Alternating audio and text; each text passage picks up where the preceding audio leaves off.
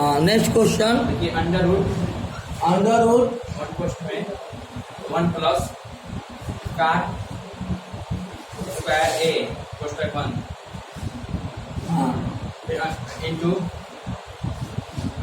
इसी under root में मैं इंटू नहीं दीजिए हमको सवाल दे दीजिए। अलग इंटू कौन सा है?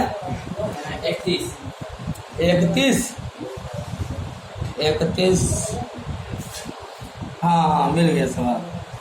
सुनो बाबू, under root 1 plus cot square है इंटू अंडर रूट 1 में साइन स्क्वायर है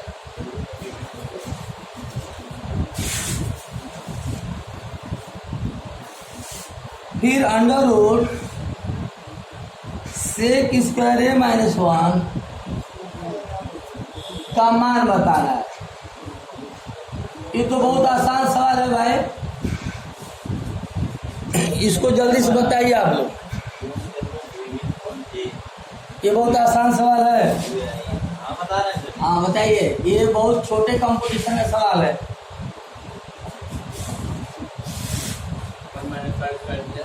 हाँ बताइए, यही मैं ऑप्शन भी लिख दिया हूँ।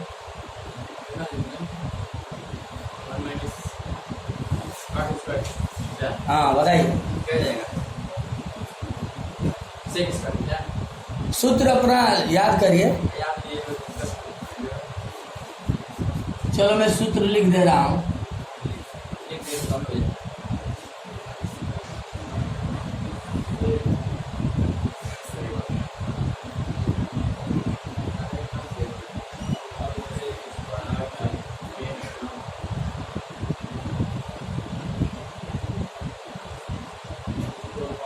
अब लगाइए। मैं आपको कुछ मिनट इंतजार कर लेता हूँ। देखिए आप लोग, मान सिंह अब बताओ 1 प्लस काट स्क्वायर थीटा बराबर क्या होता है जी? इसके जगह पे क्या लिख दीजिएगा? Cosec square theta. अब कोसेक स्क्वायर थीटा कड़ी में स्क्वायर है ना, तो कड़ी से हो जाएगा बाहर। मान सिंह नहीं समझे? ये इसके जगह पे क्या लिखोगे मेरे बाबू? Cosec square theta. अब कड़ी में कोई संख्या वर्ग रहता है तो कड़ी से हो गया बाहर, पहली बात। अब देखो दूसरी बात, देखो यहाँ से बता रहा हूँ, सुनो आप लोग। अच्छा आपका ये सही है सूर्य प्रताप? इसको ठीक ये आया है। अच्छा देखते हैं क्या सही है। चलो 1 माइनस साइन स्क्वायर थीटा। अब इसको साइन स्क्वायर थीटा को इधर भेज दो, तो अब देखो इधर क्या बच गया? Cos square theta equal to 1 minus, अब 1 माइनस साइन स्क्वायर एक जगह में क्या लिख दोगे? कड़ी में कास स्क्वायर थीटा। अब कड़ी से बाहर हो जाएगा तो क्या हो जाएगा? Cos theta. यानी ये है तो ये लिखो। अब देखो, अब देखो इसको जो है 1 को इधर ट्रांसफर कर दो। यहाँ पर tan square theta equal to क्या हो जाएगा? Sec square theta -1। यानी यहाँ सेक स्क्वायर थीटा -1 रहेगा, वहाँ पे क्या लिख दोगे? tan square theta. और कड़ी से बाहर होकर के क्या हो जाएगा? tan थीटा न लिखना, ए है तो ये लिखना। यह सूत्र नहीं जानोगे आप तो क्या इस सवाल को लगा पाते हैं अंकित? बोलिए। और यह सूत्र कक्षा 12 का BSc MSc का नहीं है, ये सारा सूत्र कक्षा 8 का है, 9 का है, 10 का है। सारा कंपटीशन 10 के बाद ही होता है। बोलो भाई, नौकरी अगर पाना है तो कक्षा 4 से 10 तक आल सब्जेक्ट की तैयारी कर लीजिए, नौकरी मिल गया। इतिहास भूगोल की बात करेंगे, 8 साइड की सब्जेक्ट की बात करेंगे तो 4 से 12 ले, और साइंस साइड की बात करेंगे तो 4 से 10 सही ले, बस 12 लेना। 4 से कक्षा 4 से 10 तक अगर अच्छी जानकारी है आपको तो आपको नौकरी मिल जाएगी। कक्षा 4 का क्वेश्चन इतना छोटा छोटा होता है ना, साइंस का बता नहीं पाएंगे आप, बहुत छोटा से छोटा होता है। चलो हाँ, तो इसको क्या लिख देंगे जी? ये क्या लिखा था? कोसेक ना, कोसेक के था। तो चलो कोसेक के को हम लोग क्या लिख देंगे? 1/, साइन है। काश से अपनी जगह पर है। और tan ए को क्या लिख देंगे? हाँ, अच्छा इसको मैं लिख देंगे। tan ए को नहीं देता नहीं लिख दे साइन अपन कास। कुछ गलत तो नहीं लिख रहा है हम लोग। ना हमारी इसमें हो जाएगा। हाँ, तो 1 काट हो जाएगा। ये डी सही लग रहा है भाई हमको। काश से अपन साइन है, क्यों? काट से लिख दे डायरेक्ट। अरे काश से अपन साइन काटे होता है हाँ। और इंटू tan है। बोलो जी। और काट tan क्या होता है? 1। और इस साइन स्क्वायर प्लस काश स्क्वायर की वैल्यू 1 ही ना होता है। सही है। सर जी हमारे 10 को हम बदल देंगे साइन अपन कास में, तो कैसे लगाएंगे? वहां से बदल दीजिए, आप यही बदल दीजिए, कोई बात नहीं। सबको बदल दीजिए। हाँ, बदल रहा हूँ। काश से लिख दिया हूँ, साइन लिख दिया हूँ। आप इसको कह रहे कि नहीं सर हम साइन या अपन काश से लिख देंगे, लिख दीजिए। तो पूरा तो वैसे ही कट देगा। कोई प्रॉब्लम? और इस चारों ऑप्शन में तो आप कहेंगे 1 तो किसी में नहीं है, लेकिन साइन स्क्वायर प्लस काश स्क्वायर की वैल्यू 1 ही होता है। अब कोई बोल रहा है तो 1 किसी में ये नहीं है। ये भी एक ठाट है कि जल्दीबाजी में आप अगर नॉन ऑफ दिस दिया रहेगा तो नॉन ऑफ दिस पे मार देंगे तुरंत। नहीं, बात समझिए। यही कंपटीशन का ठाट होता है कि विद्यार्थी का वो कितना माइंड काम करता है, कितना IQ, कितना अच्छा सोचते हो। तो यही अच्छा टेक्नोलॉजी नहीं रहेगा तो आप गलत कर देंगे। यही कंपटीशन होता है। कंपटीशन का मतलब प्रैक्टिस। नेक्स्ट हो गया।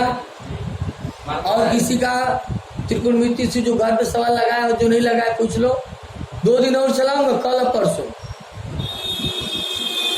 आज जाकर के अधिक से अधिक क्वेश्चन सॉल्व करिएगा त्रिकोणमिति से संबंधित। बता दीजिएगा थोड़ा। ऊंचाई दूरी आ गया तो ऊंचाई दूरी बता दीजिएगा कल से। नहीं, ऊंचाई दूरी मत पढ़िए, नहीं तो अब इसके बाद 10 वाला ऊंचाई दूरी आ गया। ऊंचाई दूरी चल पढ़ा दें कल।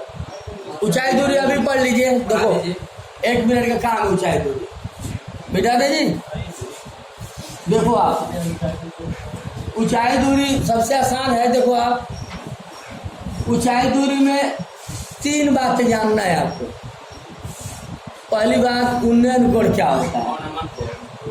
तो मान लो कि ये आपकी आंख यहाँ पे है और कोई चिड़िया यहाँ पे है, ये पेड़ है, चिड़िया यहाँ बर्ड यहाँ पे है।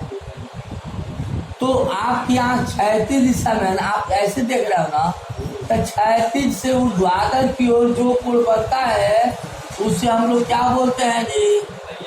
उन्नयन कोण, एंगल ऑफ एलिवेशन, उन्नयन कोण बोलते हैं।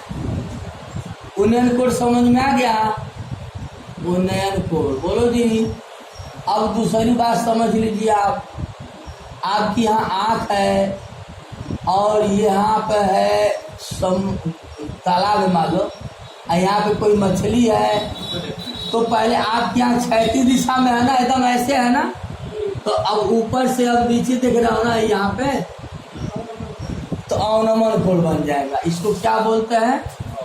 अवनमन कोण, जिसको बोलते हैं डिप्रेशन एंगल। एलिवेशन, डिप्रेशन, 2 बात समझ में आ गया। क्षैतिज से ऊपर देखोगे तो उन्नयन कोण, क्षैतिज से नीचे देखोगे तो अवनमन कोण। 2 बात समझ में आ गया। तीसरा बात समझ लीजिए। तीसरा बात क्या है? मान लो कि क्षैतिज से जो ऊपर देख रहे हो चिड़िया को यहाँ पर, तो 30 अंश का कोण बन रहा है। और जिस पेड़ पे चिड़िया बैठी है उसकी लंबाई 100 मीटर है। तो इस पेड़ के बाद बिंदु से जहाँ पे आप हो उसकी दूरी क्या होगा? X। ये दूरी हमें निकालना है। सवाल है कि एक पेड़ से कुछ दूरी पर आप हो, कुछ दूरी पर आप हो और पेड़ पे जो चिड़िया बैठी है, पेड़ की ऊंचाई 100 मीटर है और 30 अंश के उन्नयन कोण से देखते हो तो जिस स्थान पे आप हो और पेड़ के पाद बिंदु की दूरी क्या होगी, तो आपको तुरंत दिमाग में दौड़ाना है कि कोण के सामने वाली भुजा लंब होती है, 90 अंश के सामने वाली भुजा कर्ण होती है, शेष भुजा। अब लंब और आधार के रिस्पेक्ट में कौन सा त्रिकोणमितीय अनुपात होता है? tan। सही बताया। tan 30 अंश बराबर क्या हो जाएगा? 100। अरे लंब 100 है ना, है, और आधार कितना माने हो? 33 अंश का मान क्या होता है? और ये 100/x हो जाएगा। अब फिर ये गुणा कर दो आप, x = 100 कड़ी में 3 का मान 1.732 होता है, यानी 100 दशमलव कहाँ लग जाएगा? 173.2 हो जाएगा। क्यों अब? मीटर। यानी पेड़ जहाँ पर खड़ा है और व्यक्ति जहाँ पर है उसके बीच की दूरी 173.2 मीटर होगा। यानी क्या है तीसरी बात कि लंब आधार में कौन सा त्रिकोणमितीय अनुपात लगेगा? पहली बात, मान लो कि यह दिया है, ये निकालना है, तो लंब और कर्ण के रिस्पेक्ट में अब यहाँ sin थीटा लगा देना, sin 30 डिग्री लगा देना। यही 3 बात है कि कौन सा कोण बनता है, उन्नयन कोण, अनुमान कोण, और कौन सा त्रिकोणमितीय अनुपात लगाओगे। लंब और आधार के रिस्पेक्ट में tan लगाओगे, लंब और कर्ण के रिस्पेक्ट में sin या कोसेक लगाओगे, आधार और कर्ण की रिस्पेक्ट में कास या सेक लगाओगे। क्यों? यही फार्मूला 3 है। इसी 3 फार्मूले से हाइट एंड डिस्टेंस का सारा सवाल आप लगा लो। ठीक है, आज आप लोग हाइट एंड डिस्टेंस और त्रिकोणमिति के छोटे बड़े सारे सवाल को लगाइएगा। जो नहीं लगेगा कल और परसों 2 दिन में हमें खत्म करना है। कल का एपिसोड क्या है? कल का एपिसोड हम लोग को क्या पढ़ना है?